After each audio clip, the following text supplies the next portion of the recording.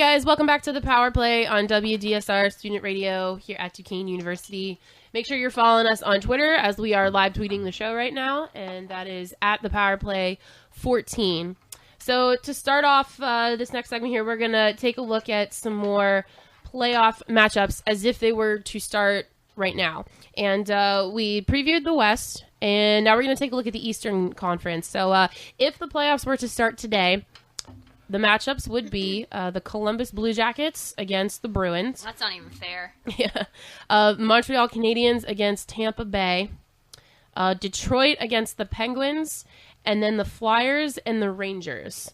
So, I don't know. Like, when I look at these matchups, I feel like I can pick a very clear winner in each one of them to move on to the second round. More so than the West. Yeah, the West is going to be, I think, the conference to watch right as soon as the playoffs start. Eastern Conference, I feel like it's going to be easy to call some of those. I mean, maybe I shouldn't say easy, but it's pretty predictable, I guess you could say. Boston and Columbus, I don't even think that's not even a question. No. I mean, that's what happens. Yeah, Boston swept that series 3-0 against Columbus, so obviously I'm going to pick Boston for that one. I'm pretty sure you guys feel the same way. Oh, definitely. Montreal and Tampa Bay, though, I don't know. Tampa Bay is leading, or they led the series against Montreal this season 3-1, but I don't know. It's almost like a gut feeling that I kind of want to go with Montreal in that one. Yeah, I mean, Montreal, I guess Montreal on paper is a better team, but you look at Tampa Bay, they have Stamkos. Stamkos can completely change a game. They have the Bishop in net, Ben Bishop, great goalie. So, yeah, I don't know. I can see that game going deep, maybe 6-7 games. It's definitely going to be a close series. I don't think Montreal sweeps them, but I think I'd rather give my nod to Montreal than Tampa Bay. Yeah, I don't think I can see Tampa Bay lasting 7 games or even 5 or 6 games against Montreal. So, as well as Stamkos has been playing after coming off that leg injury, that hat trick, a couple games after he finally made it back after not being able to go to the Olympics. I mean, they're a playoff team, but I don't think even in the first round that they're going to make it through. They should be happy that they at least are going to make it this far, especially with their injuries and trades and everything this season. Yeah, Tampa Bay is one of those teams where they always push for playoff contention, and most of the time they make the playoffs, but they don't end up going very far. So I have to agree with you. I think they should feel lucky that they've made it this far, especially with Stamkos being out for a majority of the season.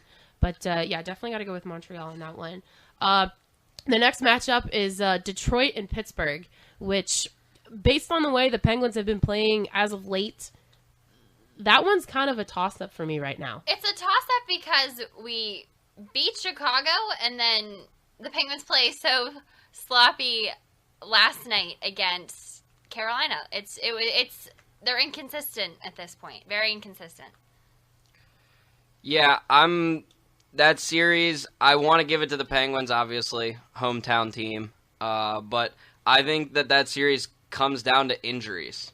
Honestly, yeah. I think that comes down to injuries. Do you have a healthy Malkin? Do you have Datsuk back? Different stuff like that. Do you have all these players back? And Paul Martin is still out for the Penguins too, and he would be a huge asset in that series, I think. Yeah, I mean, I think obviously if both teams are all healthy, going by current records and how they've looked all year, I think the Penguins can easily beat Detroit. But it's going to come down to injuries. If they get more people back and we don't, then that definitely hurts us. I think it's also going to be a consistency of play.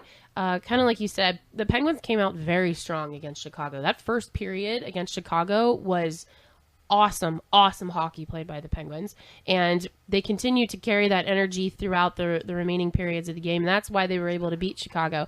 But then last night's game against Carolina, they started out pretty strong, not as strong as they did against Chicago, came out and scored first, which usually helps the Penguins in winning their games. Usually when they score first, they win games. But passing was a little sloppy. I didn't really personally think there were that many shots on net as there could have been. And if they play the way they played against Carolina, Detroit has this series hands down, I think. But yeah, injuries are going to be a big part of that. Malkin's going to be key to come back. I still say Paul Martin. And Letang is still a toss-up as to whether he's going to make a return at any point. So when you look at all those factors, I don't know, like, obviously I want to go with the Penguins because of the whole hometown thing, but at this point, that's the toss-up in the East for me. Yeah, I think, yeah. It basically just straight up boils down to injuries. When you look at the Red Wings, Daniel Alfredsson's out. Jonathan Ericsson's out. Pavel Datsuk's out. Dan Cleary's out. Henrik Zetterberg's out. Still with the back. Yeah, Michael Samuelson's out. Stephen Weiss is out. They have an entire half a lineup out with injuries, and that's including their two, maybe arguably their three top players. I was going to say, that's not just a lineup. That is their all-star lineup that is out on injury right now.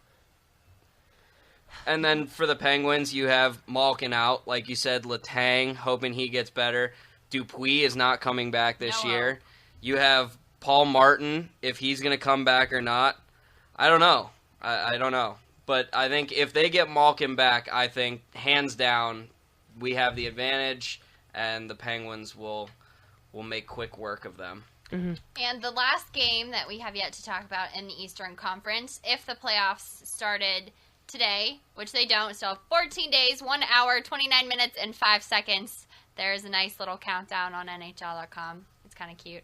But the last game, like if the playoffs started right now, the toss-up would be between Philadelphia versus the Rangers. What do you guys think about that? Who do you have?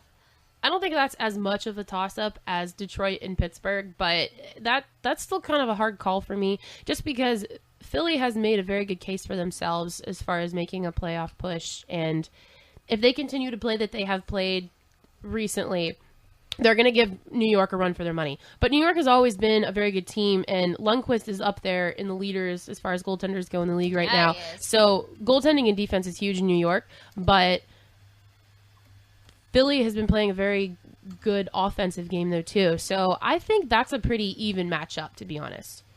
You heard it here. If they get that matchup and they're playing the Rangers, I am 100% taking Philly. Really? That's a pretty... That's bold. That is bold. They were determined. They've been determined the whole year. Claude said this team is going to make the playoffs. If they make the playoffs, they are going to be a scary team. They've been determined for half this season. I'll give you that. The beginning, Yeah, but the beginning, they made the coaching change. Claude stepped up and said, we are going to make the playoffs.